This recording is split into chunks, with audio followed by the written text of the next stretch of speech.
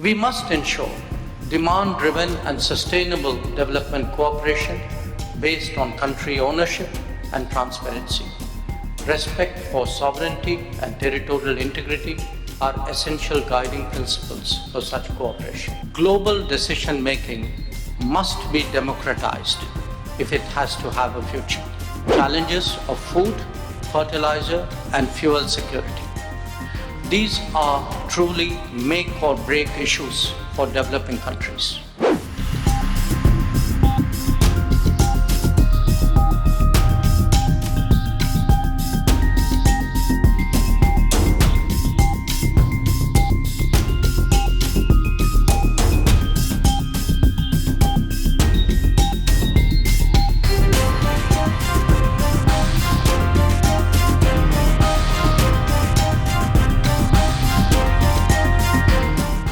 I thank the Prime Minister for his valuable guidance. I now begin the first session of the G20 Foreign Ministers meeting. As I do so, Excellencies, let us remind ourselves that this grouping bears an exceptional responsibility. We first came together in the midst of a global crisis and are today, once again, actually confronting multiple ones.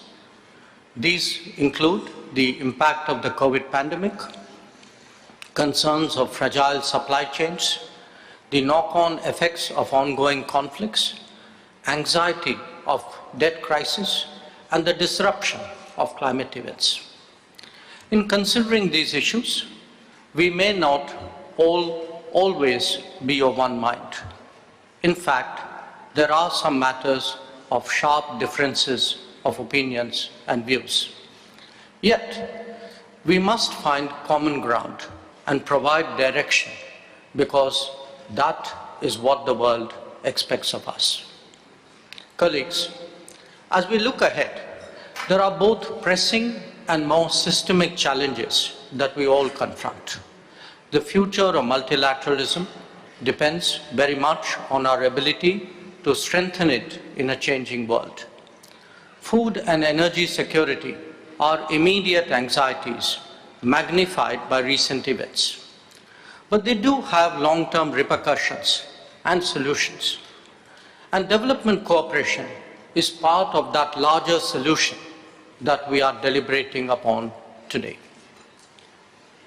Colleagues, the current global architecture is in its 8th decade.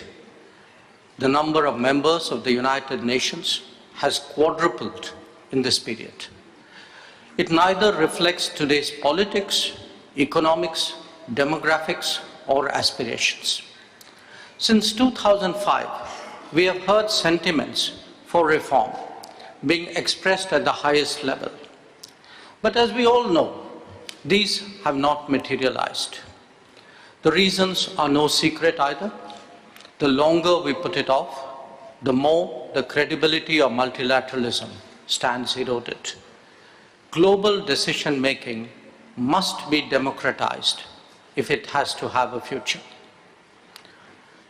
Our agenda for today's discussions include the challenges of food, fertilizer, and fuel security.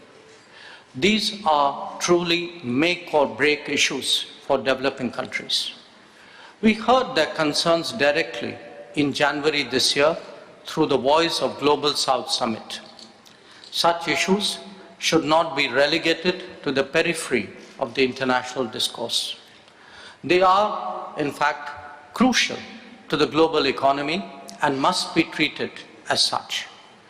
Indeed, we urge that they be central to any decision-making. Along with that, the world must also strive for more reliable and resilient supply chains. Recent experience has underlined the risks of being dependent on limited geographies. Excellencies, all of us, individually and collectively, have an obligation to contribute to international growth and prosperity. They are implemented through sustainable partnerships and goodwill initiatives.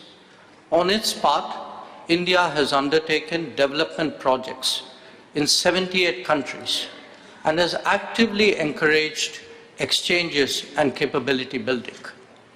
During the COVID pandemic, we made a conscious effort at contributing to global solutions, even while looking after our own. Today's situation demands that we continue to live up to our international responsibilities. The G20 must be sensitive to the priorities and economic concerns of all our partners, especially those more vulnerable. We must ensure demand-driven and sustainable development cooperation based on country ownership and transparency. Respect for sovereignty and territorial integrity are essential guiding principles for such cooperation. Excellencies, as G20 Foreign Ministers, we can send a collective message affirming our determination to address the complex challenges that we face at this juncture.